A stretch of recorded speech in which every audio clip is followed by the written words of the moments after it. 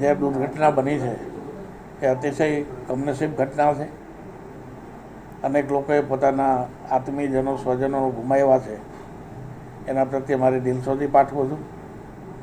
અને આવી દુર્ઘટના ફરીથી ન બને એના માટે સરકાર સતર્ક થઈ છે. સતર્ક થઈને એક ઉચ્ચ કક્ષાની સીટની રચના પણ કરી દીધી છે. અને મારી દ્રષ્ટિએ આજે સીટ જે પ્રકારે કાર્યવાહી કરી રહી છે, જે પ્રકારે એક્શન લઈ રહી છે, એ યોગ્ય દિશામાં છે.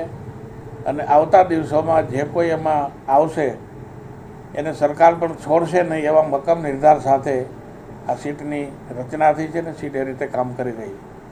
આવતા દિવસોમાં આના કારણે માત્ર રાજકોટના એક બનાવના કારણે સમગ્ર રાજ્યની અંદર આવી જે પ્રકારની જ્યાં અસુવિધાઓ કે ઉપલબ્ધિઓ નહોતી એની પણ તપાસ થઈ રહી છે.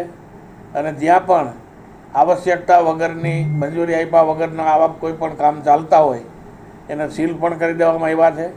અને અનેક જગ્યાએ ફાયર એનઓસી અને બાકીના સાધનોની જે વ્યવસ્થા નથી એમને પણ નોટિસો આપીને કાર્યવાહી શરૂ થઈ ગઈ છે. અને મને લાગે છે કે સરકાર સક્રિયતાથી અને યોગ્ય દિશામાં આગળ વધી રહી છે. કોઈ પણ જગ્યાએ મારી ગેરરીતિમાં કોઈ જગ્યાએ નામ આવશે તો ગોવિંદ પટેલ જદી નહીં હોય.